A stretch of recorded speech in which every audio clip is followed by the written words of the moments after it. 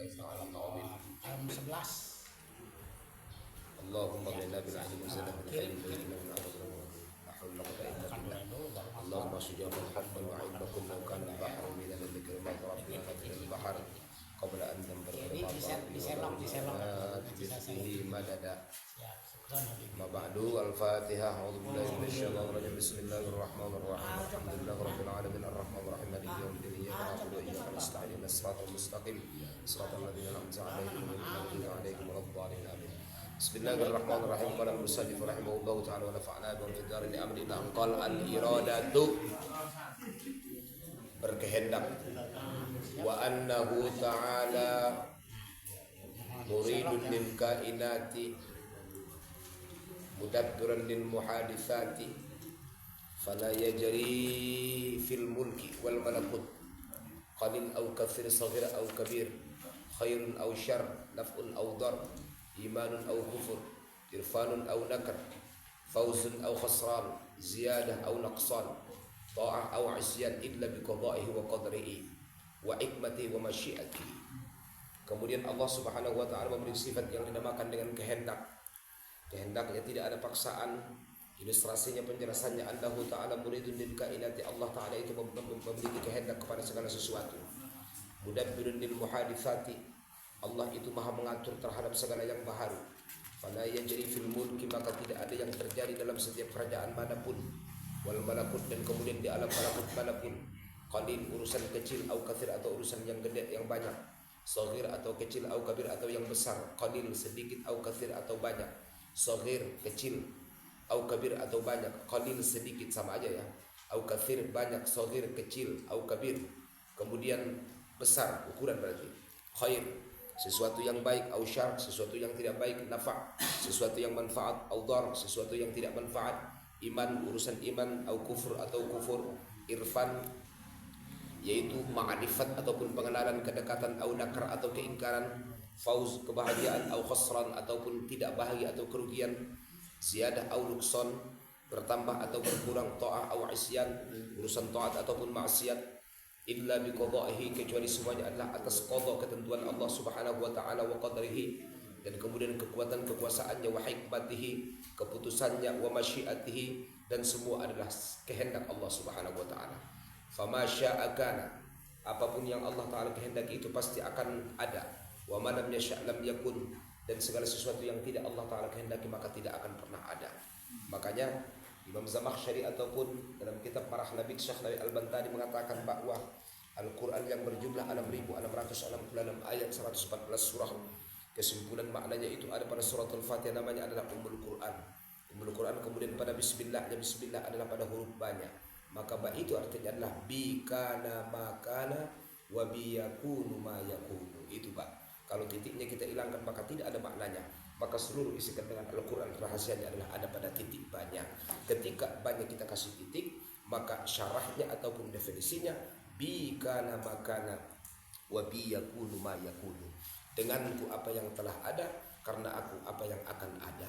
Kenapa? Karena Allah itu menciptakan segala sesuatu. Syaa kana wa ma lam yasha' lam yakun. La yakhruju an masyiatihi laftatun nadhirun wala faltatun khatirun. Tidak ada yang keluar dari segala kehendak Allah Subhanahu wa taala sekejap pun. Laftatun nadhir bermakna nadhrah. Kemudian wala faltatun khatir, faja'ah, segala sesuatu yang tiba-tiba, semua itu adalah dari Allah Subhanahu wa taala. Artinya apa? Tidak ada yang terjadi di alam ini peristiwa kebetulan, kecuali semua adalah atas kehendak Allah Subhanahu wa taala. Kebetulan saya lagi lewat, kebetulan lagi ada lubang kemudian aku jatuh, kebetulan karena dia adalah keluarga saya makanya saya dapat jabatan, kebetulan karena ini karena itu, enggak ada kebetulan. Semua itu adalah faltah kemudian laftah, itu semuanya an masyiatillah. Segala sesuatu yang kita lihat secara spontan, contoh, maka kemudian timbul rasa dalam hati, atau pertemuan yang sesaat tanpa disengaja, tanpa ada rencana, itu semua adalah atas qada, ketentuan Allah Subhanahu wa taala. Masyaallahu kan wa ma lam yasha' lam yakun. Apa yang Allah taala kehendakikan maka dia akan ada. Man yasha' lam yakun, Allah tidak kehendak maka tidak akan pernah ada. Makanya anta turid Wallahu yurid, wallahu fa'alun bima yurid. Kita punya kemauan, Allah punya kemauan, kemauan Allah yang akan terjadi. Innama amruhu idza arada syai'an yaqulu lahu kun fayakun. Makanya Nabi Sulaiman alaihi salatu wasallam dalam kitab Bukhari dikatakan bahwa dia katakan bahwa saya akan menjima istri saya sebanyak 100 orang, dan masing-masing di antara mereka akan hamil, melahirkan anak-anaknya akan menjadi para mujahidin fisabilillah. Walam yaqul insyaallah, tapi dia tidak mengatakan insyaallah dengan penuh keyakinan, maka Allah dilepaskan daripada keyakinan dia. Maka yang terjadi adalah cuma satu yang melahirkan di antara 100 orang istrinya, dan itu pun tidak jadi mujahid. Kenapa? Karena Allah tidak diikutkan dalam segala perkara dia. Dalam kitab Nurul Dhallam, yaitu Al-Imam Asy-Syaikh An-Nawawi Al-Bantani menjelaskan Nabi Musa alaihi salatu wasallam pernah mengidap sebuah penyakit ujian dari Allah, karena itu adalah manusia, ya kan? Ada auratnya. Yani dia adalah insun minal insan. Dia bukan malaikat yang tidak pernah sakit. Maka kemudian segala macam ramuan dan obat telah dimainkan. Maka kemudian dia munajat kepada Allah, minta dikasih obat resep dari Allah yang lebih konten dan mujarab. Allah kasih obatnya. Kata Allah, ambillah a'syab ini, ambillah rumput ini, ambillah ini, jadikan komposisi, kemudian jadikan obat. Maka kemudian dia patuhi segala perintah Allah, dikasih, diambil ramuan yang Allah Ta'ala anjurkan, tuntunkan kepada dia. Begitu diobatkan sekali sembuh. Kenapa? Karena Allah berkehendak. Nah, ketika tahun depan muncul penyakit yang sama, logika berbicara, kalau sakit kepala biasanya minum konidin, kalau orang batuk biasanya komik. Itu udah jadi amalan wirid itu biasanya, ya kan? Kalaupun itu sugesti, tapi biasanya kalau kita yakin akan sembuh. Nah, yang jadi masalah adalah ketika muncul episode kedua penyakitnya, dia yakin bahwa ini kan penyakit sama, obatnya sama, pasti akan sembuh. Namun Allah nggak diikutkan, maka yang terjadi nggak sembuh penyakit. Akhirnya dia munajat kepada Allah, ya Rabbi, apa yang terjadi? Penyakitnya sama, obatnya sama, kenapa kejadian hasilnya tidak sama? Maka kata Allah, betul, tapi fiqh keyakinan yang kau miliki ketika kau sakit di episode pertama, itu aku di dalamnya. Tapi kalau yang kedua kau tidak ikutkan aku, makanya aku tidak berkehendak, maka tidak akan pernah terjadi segala sesuatu. Makanya Sayyidina Khalid bin Walid, ya kan, ketika beliau menjadi panglima dan kemudian membebaskan kota, membebaskan kerajaan-kerajaan Kisra, Kaisar segala macam, maka kemudian dia ditawarkan racun. Kata sang penguasa ini, ya kan, putrinya, putri mahkotanya, ratunya mengatakan, ya Khalid bin Walid, kalaulah benar dakwah yang disampaikan Muhammad dan kau adalah utusannya, kau adalah panglimanya, coba kau minum ini racun. Isinya adalah racun, isinya racun, ya kan? Kalau kau bisa meminumnya kemudian kau selamat, maka tak usah kau ajak kami perang. Seluruh pendudukku dan rakyatku akan kuperintahkan masuk ke dalam agama Muhammad. Tapi kalau anda mati gara-gara racun ini, jangankan kau minum satu tetes juga akan menghabiskan nyawa kamu. Maka jangan harap saya akan ikut dengan agama Muhammad, berarti Muhammad itu pembohong dengan dakwahnya. Apa yang dibaca Khalid bin Walid? Bismillahirrahmanirrahim. La yadurru ma'asmi syai'un fil ardi wa fis sama. Diteguk itu racun. Racunnya tidak bergerak, tidak punya action apa-apa, dan dia tidak apa-apa. Kenapa? Karena bismillahirrahmanirrahim, la yadurru ma'asmi syai'un. Ibrahim, ya kan, ketika sudah terikat dimasukkan ke dalam api, maka kemudian secara totalitas, secara nihilisasi dia kembali kepada Allah. Apa yang dia ucapkan? Hasbi Allah wa ni'mal wakil, ni'mal maula wa ni'mal nasir. Hasbi Allah wa ni'mal wakil, ni'mal maula wa ni'mal nasir. Ya narbuni bardan wa salaman ala Ibrahim. Hai api, jadilah engkau dingin, salaman ala Ibrahim, ya kan? Malah lebih dingin di dalam api daripada di luar api. Apa yang terjadi dan kenapa begitu? Karena Allah di dalamnya. Kenapa Allah di dalam? Hasbi Allah, cukuplah Allah, cukuplah Allah. Jadi kalau bapak atau kalau kita ingin coba ini kekuatan kalimat, maka ambil korek aja lah, kau bakar jari-jarimu, insya Allah tidak akan terbakar. Tapi yang terjadi kau masuk rumah sakit. Loh kenapa? Ya kan apinya sama-sama api, bacaannya sama. Sebab totalitas dan tafwid anda berbeda ketika Nabi Ibrahim alaihissalam membacaannya. Ini soal totalitas. Ini soal penyerahan diri kepada Allah Subhanahu wa taala. Maka semakin kita yakinkan apapun kepada Allah, kita serahkan taslim ala kulli qada'illah. Kita berserah diri dan kita tafwid pasrah, maka Allah tidak akan pernah mengecewakan Anda. Tapi ketika kita bermain logika, ya kan, ketika kita setengah percaya, maka Allah juga akan setengah percaya memberikan kepada kita. Ini tentang totalitas saja. Ya, karena iman kita dan iman dia beda, keyakinan kita dengan keyakinan Rasulullah atau Ibrahim beda. Andaikan kita punya keyakinan yang sama, maka pasti Allah Subhanahu wa taala tidak pernah mencelakakan seorang hamba. Makanya kan luar biasanya demikian. Maka fiqhnya yang susah, akidahnya yang susah. Makanya Nabi katakan ud'u ila rabbikum wa antum muqinuna bil ijabah. Berdoalah kepada Tuhanmu, Anda wajib yakin bahwa doamu pasti akan diijabah. Tapi ketika kita berdoa gak punya keyakinan atau setengah yakin akan diijabah, maka ayat Allah tidak akan berlaku. Idza sa'alaka ibadi anni fa inni qaribun ujibu da'watad da'i idza. Enggak berlaku. Enggak berlaku ud'uni astajib lakum, enggak berlaku, ya kan? Enggak berlaku wa huwa qaribun min hablil warid, tidak berlaku. Enggak berlaku konsep tauhid yang mengatakan bahwa dia dekat, tidak bersentuhan, jauh, tidak ada jarak, itu enggak berlaku. Kenapa? Sebab batin kita ini adalah nisfun munasafah minadz thiqah, enggak penuh keyakinan kepada Allah. Maka ketika kita totalitas kepada Allah Subhanahu wa taala, masyaallah kana ma lam yasha' lam yakun, semua akan terjadi. Makanya Rasul katakan kepada Ibrahim, la takhaf wa la tahzan. Apa artinya sebenarnya? Kuatkan yakinmu wahai Abu Bakar, Allah bersama kita. Kalau Allah sama kita, ya kan? Maka masyaallah kana ma lam yasha' lam yakun. Jadi apa yang membuat doa kita tidak kabul? Salah satu penyebabnya adalah kata Ibrahim bin Adham, krisis keyakinan yang penuh kepada Allah, dan kita terlalu memainkan logika. Betul. Makanya ada satu istilah orang bisnismen Islam mengatakan bahwa kalau Anda pulang ke rumah, kemudian sebelum pulang ke rumah Anda yakin di rumah Anda ada uang 100 juta, pasti ada. Pasti ada. Kenapa? Allah itu kuasa meletakkan uang di rumah Anda 100 juta. Tapi Anda tidak akan pernah percaya, Ustaz. Kenapa? Logika kita lebih tinggi daripada keyakinan, makanya nggak pernah terjadi. Kita biasanya akan mendahului sukuzon dengan apa yang akan terjadi daripada usluzon dengan apa yang akan terjadi. Ya kan? Kamu ngaji, aduh ini kan lagi sakit, jangan-jangan nanti jatuh di jalan. Emang iya, kemungkinannya ada dua, antum nggak jadi ngaji dan antum pasti akan jatuh di jalan. Sama saya berusaha. Coba kalau antum yakin nggak bakal jatuh, Allah la yakhliful mi'ad. Allah itu nggak bakal pernah menyalahi janji-janjinya, ya kan? Bahwa Allah menjaga orang-orang yang kharaja fi sabilillah. Subhanallah, luar biasa. Makanya, ya kan? Bicaranya adalah totalitas kita. Para sahabat Nabi itu nggak pernah ke klinik, kiai, nggak pernah ke rumah sakit. Mana ada pernah ke ditangani sama dokter-dokter yang hebat, spesialis lah, pakai BPJS lah, nggak ada, ya kan? Sakit ngadu sama Nabi, banyak istighfar. Sakit, ya kan? Kemudian ngadu sama Nabi, kemudian banyakin sedekah. Sakit ngadu sama Nabi, irtah nafsak bis shalah, ya kan? Wartahu ya Bilal, sahatkan kami wahai Bilal dengan salat, azan kau ya Bilal. Selesai urusan. Kenapa? Karena iman mereka dengan iman kita beda. Totalitasnya adalah beda. Kemudian penyerahan diri kepada Allah Ta'ala adalah beda.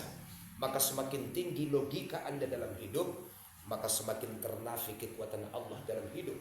Semakin besar kekuatan Allah kita hadirkan dalam hidup, semakin mengecil logika kita dalam hidup.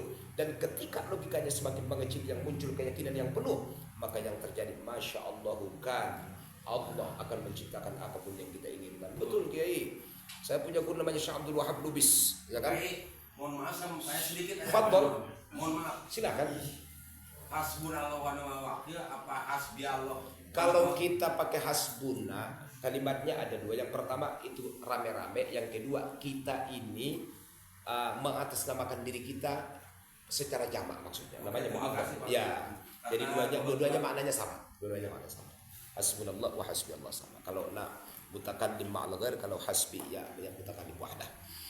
Jadi yang miskin itu adalah totalitasnya. Syekh Abdul Wahab Lubis ini, dia begitu balik dari Mekah, ya, dia bangun pondok pesantren, nggak punya sawah, nggak punya kebun, nggak punya usaha, anaknya banyak lagi, ya kan, cuma zikir aja. Nggak mesti kita contoh begini, Ustaz.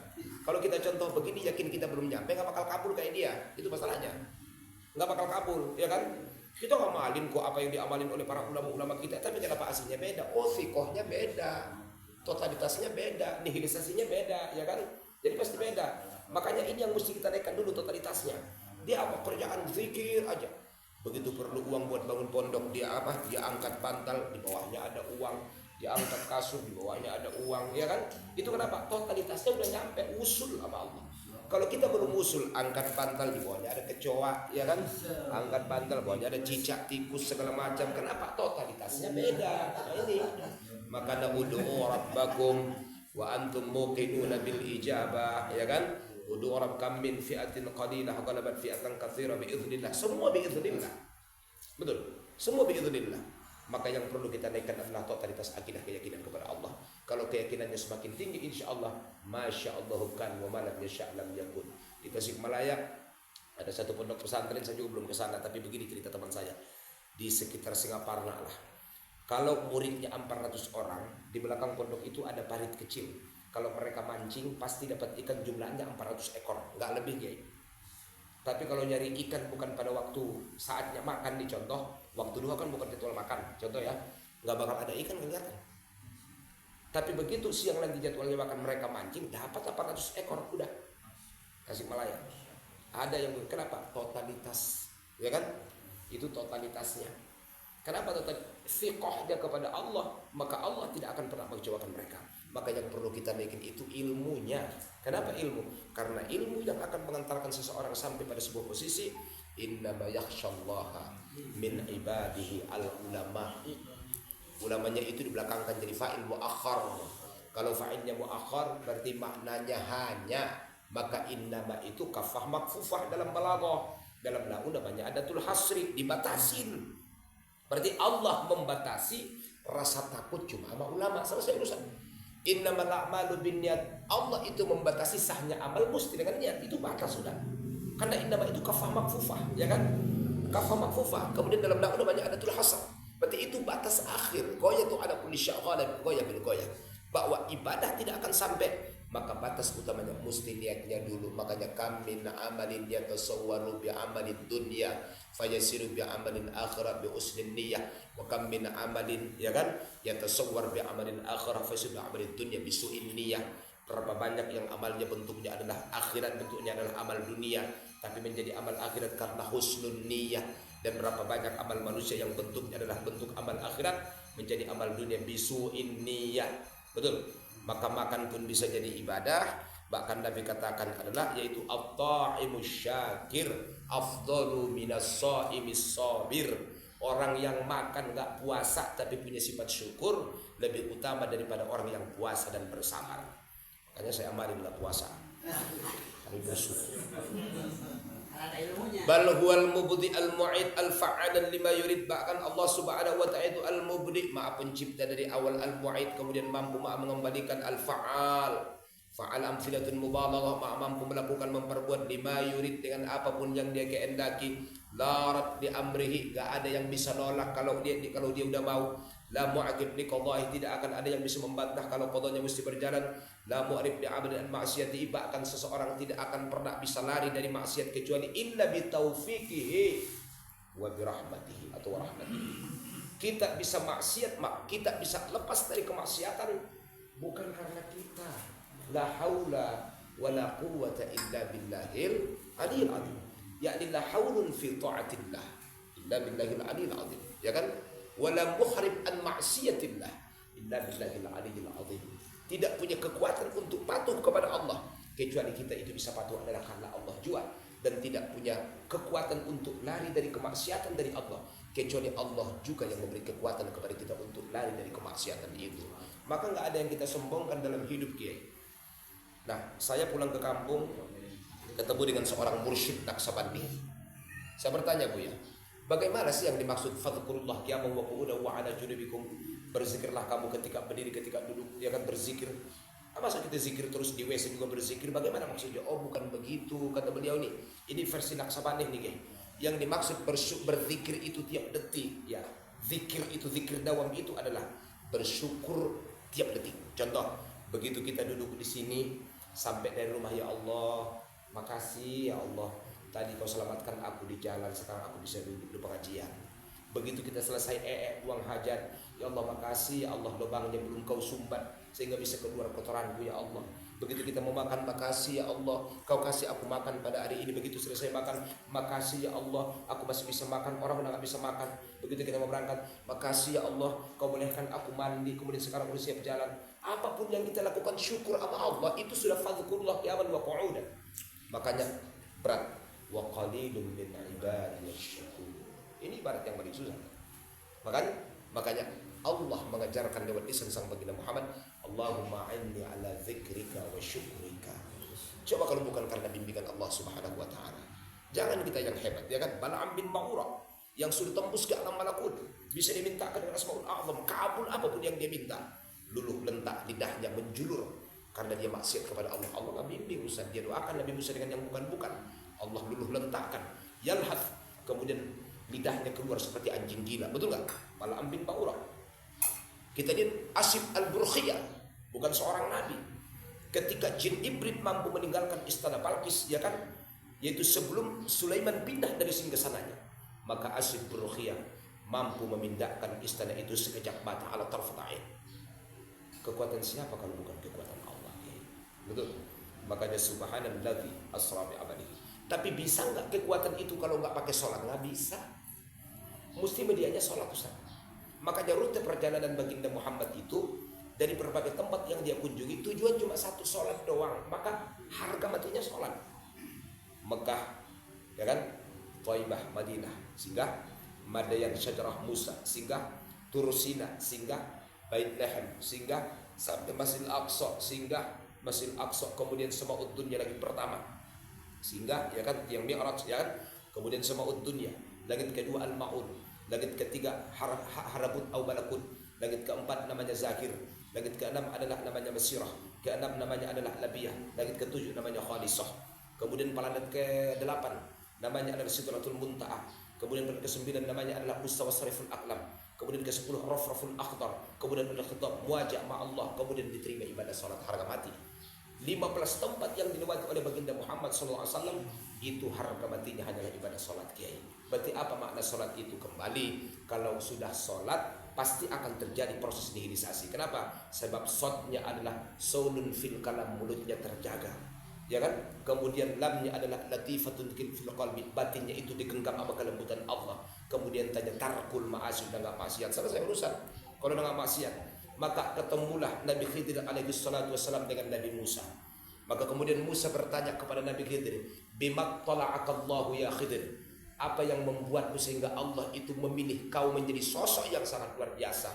Kata beliau, bitarkil ma'asi, karena saya nggak pernah maksiat. Ausini ya Khidir, berikan aku wasiat, berikan aku nasihat ya Khidir. Nasihat pertama buat kamu hai Musa, tujuannya ke kita. Yang pertama adalah kun bassaman wa la takun qutbanan. Jadilah Anda orang yang senantiasa tersenyum, bahagia, tenang menghadapi hidup. Jangan qutban, suka marah-marah, Ustaz. Kata Syekh Mutawalli Asy-Sya'rawi, prajurit Allah di bumi ini ada 10, Ustaz. Yang pertama adalah gunung.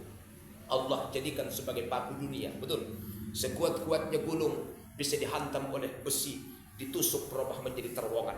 Sekuat-kuatnya besi dikalahkan oleh api. Sekuat-kuatnya api dikalahkan oleh air, dipadamkan. Sekuat-kuatnya air dikalahkan oleh awan, diangkat ke langit, ditumpahkan kembali. Sekuat-kuat awan maka dihembuskan oleh angin. Sekuat-kuat angin dikalahkan oleh manusia jadi kipas angin dan AC. Sekuat-kuat manusia kalau udah mabuk akal hilang maka kalah oleh mabuk. Sekuat-kuat mabuk orang bisa tidur, mabuknya hilang. Sekuat-kuat orang bisa tidur maka bisa dikalahkan rasa galau dan gundah gulana. Maka prajurit Allah yang paling kuat di alam semesta adalah galau, sifat sedih, sifat gundah gulana. Maka orang kalau galau bisa nggak tidur, orang kalau galau bisa membunuh, orang kalau galau dia bisa lupa akal, orang kalau galau bisa gantung diri, orang kalau galau bisa nggak sholat. Maka galau prajurit Allah yang paling luar biasa untuk mematikan siapapun di dunia ini. Makanya kata Nabi Khidir, kun bassaman wala takun qutbanan. Anda mesti tersenyum menghadapi kehidupan. Anda boleh sedih di rumah, contoh, tapi jangan bawa keluar. Anda boleh punya masalah di luar, jangan bawa ke rumah, ya kan? Kita punya masalah di luar, anggaplah contoh di pengajian apa di kantor, contoh. Anda bawa ke rumah, masa antum ngajak istri antum juga ikut gelisah? Gak boleh, Ustaz. Hidup mesti seperti apa yang terjadi secara dinamika dan realita.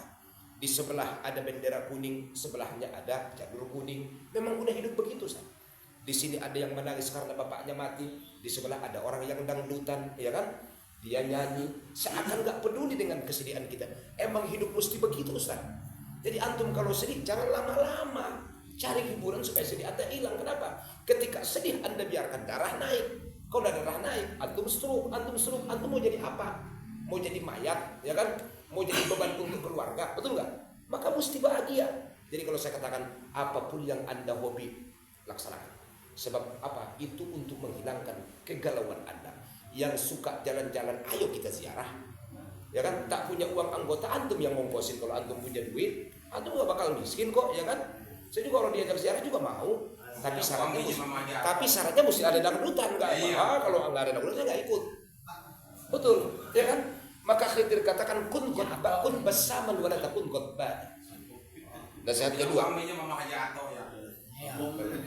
belum booming aja. Yang kedua, kun nafa'an wala takun darrar. Kun nafa'an wala takun darrar. Jadilah Anda orang yang manfaat dalam hidup, jangan pernah jadi mudarat dalam hidup. Betul. Kalau nggak bisa mendukung kebaikan, minimal jangan menyokong kejahatan.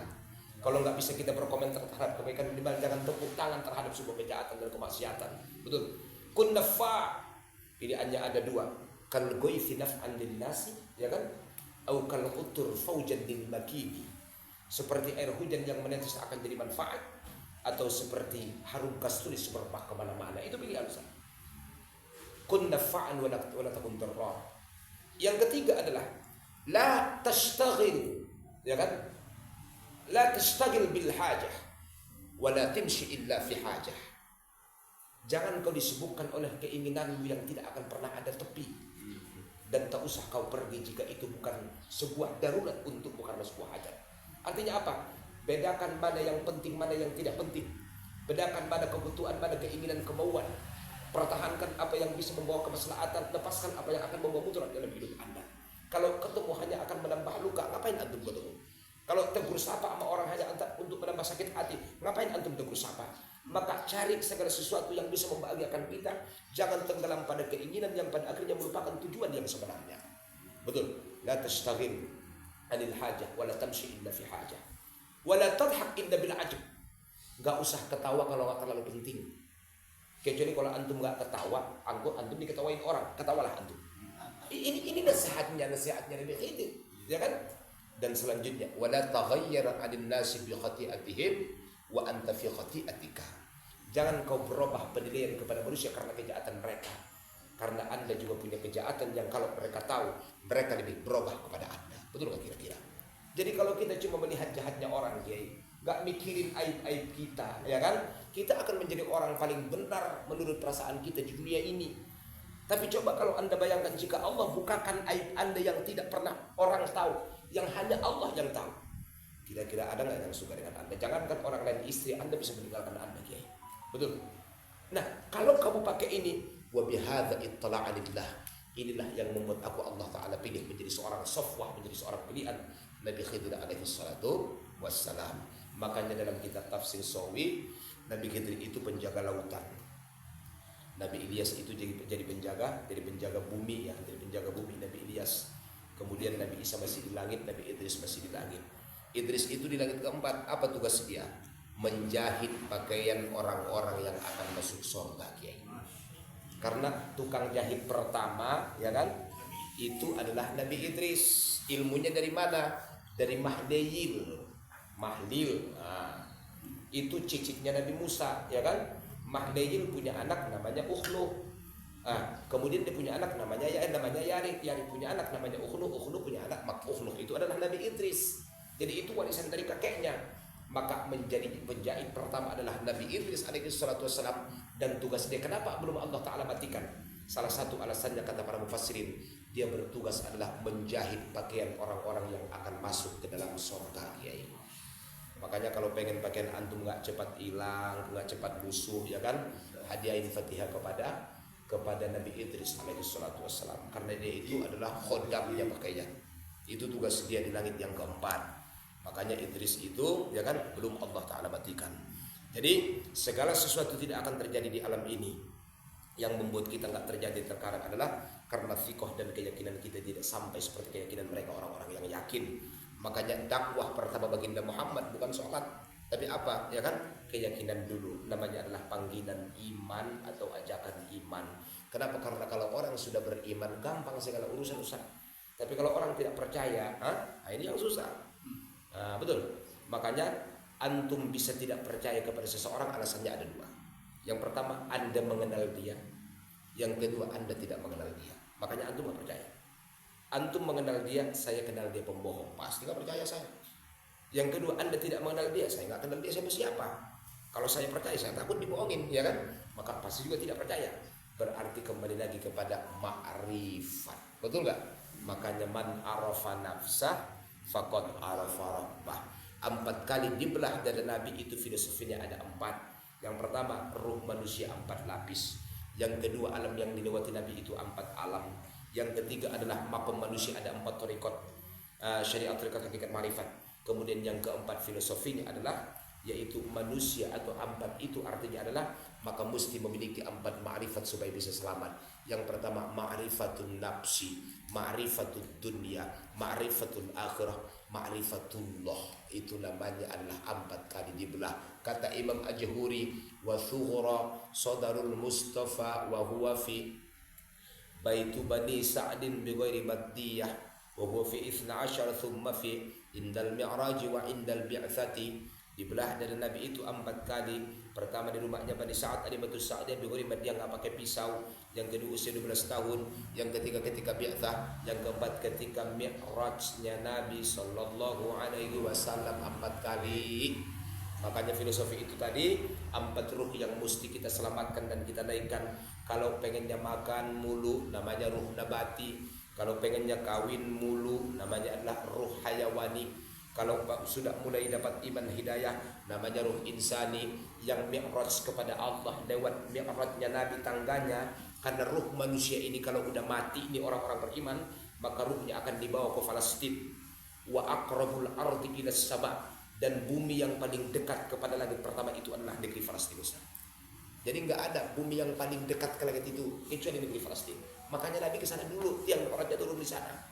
Maka ruh kita menuju a'la iliyin dibawa dulu ke Palestina memakai tangga mi'rajnya Nabi Sallallahu Alaihi Wasallam. Makanya kita akan mi'raj, ya kan? Kalau tembus selama hidup, as-salatu mi'rajul mu'minin. Kalau tidak tembus, minimal setelah mati ruh kita diberangkatkan dengan mi'rajnya Nabi Sallallahu Alaihi Wasallam. Betul? Nah, itu. Ya begitulah kalau kita kupas perjalanan Isra wal Mi'rajnya Nabi Sallallahu Alaihi Wasallam. Wala quwwatan lahu ala ta'ati illa bi masyiati wa iradatihi. Enggak punya kekuatan itu untuk taat kepada Allah kecuali itu masyiah, kehendak Allah, ya kan, kekuatan Allah, iradah Allah, kemauan Allah.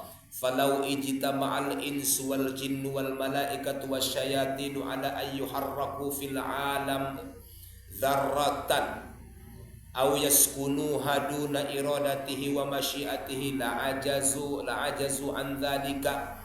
Andaikanlah berkumpul gotong royong seluruh manusia, seluruh jin, seluruh malaikat, seluruh syaitan ala ayyaharriku untuk menggerakkan di dunia ini, di alam ini dzarrah. Yang mau digerakkan itu cuma sebiji sawi, satu molekul kecil. Aw yaskunuha, atau tadinya gerak kemudian mereka berusaha untuk mendiamkan gaib duna iradatihi, tapi Allah enggak kehendak terhadap keinginan mereka. Wa masyiatihi, Allah enggak mau, la'ajazu an dzalika, enggak mungkin terjadi gerak dan diam karena kekuatan mereka. Jadi hidup ini Ustaz tidak ada yang mengecewakan kita. Nah, mungkin di antara kita punya merasa mereka yang bersaing dengan kita di sebuah masjid yang kita pegang, anggaplah cemburu sosial, biasa itu, ya kan? Karena kedengkian yang paling dahsyat tidak ada kecuali di kalangan para ulama. Buktinya mana? Iblis itu Azazil, dia dengkinya kepada Nabi Adam alaihi salatu wassalam. Itu yang turun temurun kepada kita. Maka antum pun dengan berbagai cara sehingga mereka dipelintir, dipolitisi, kemudian kita dianggaplah orang yang tidak benar, bahkan dipecat yang tadinya kita adalah khatib dan imam. Contoh, antum bersyukurlah kepada Allah, karena dalam hidup tidak akan ada yang mengecewakan anda, itu semua kemauan Allah. Jika anda bertemu dengan orang yang baik, maka anda punya teman sahabat sejati. Kalau anda bertemu dengan orang yang tidak baik, anda punya pelajaran yang sejati. Betul? Ternyata sifatnya kalau kita berharap kepada manusia itu lebih absolut, dan itu akan zon, dan suatu ketika kita akan kecewa. Betul? Jadi nggak ada yang mengecewakan kita dalam kehidupan ini. Semua adalah atas kehendak Allah Subhanahu wa taala. Tapi bisa nggak memunculkan paradigma itu, ini yang susah. Makanya mesti kembali lagi wujud artinya ada. Allah itu maha ada. Kalau saya sedih ada Allah yang maha membahagiakan. Saya sakit ada Allah yang ngasih sehat. Kalau saya miskin ada Allah yang mengkayakan. Saya pengen kawin ada Allah yang ngasih mahar. Itu mesti ada dalam hati, Ustaz. Kita ngaji sifat wujudnya cuma di mulut doang, makanya nggak pernah sampai kita udah. Coba kalau kita tahu wujud, contohnya kan wujud aja kita kaji, maka kita akan usul kepada Allah Subhanahu